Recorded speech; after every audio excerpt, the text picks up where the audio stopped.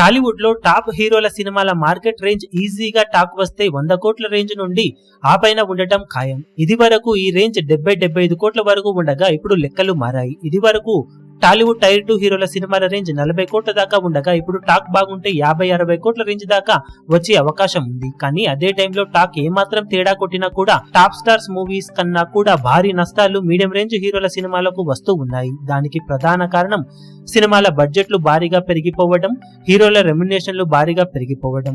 కానీ టైర్ 2 హీరోల సినిమాలు బాక్సాఫీస్ దగ్గర నష్టాలు వచ్చినా మేకర్స్ భారీ బడ్జెట్ పెట్టడానికి సిద్ధమవుతూ ఉండడానికి ప్రధాన కారణం నాన్ థియేట్రికల్ బిజినెస్ లు భారీగా జరగడమే.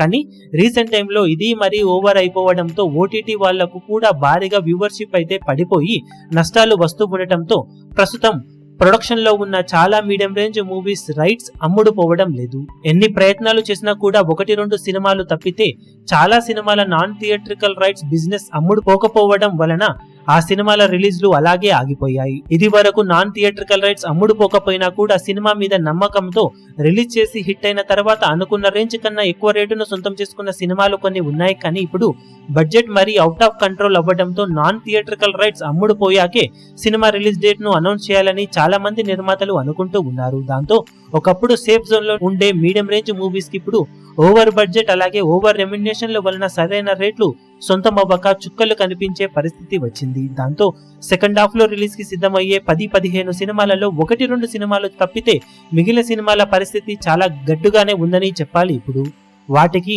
సరైన బిజినెస్ జరిగితే తప్పితే ఇప్పుడు రిలీజ్ డేట్లు కన్ఫర్మ్ చేసుకునే అవకాశం తక్కువగా కనిపిస్తూ ఉంది.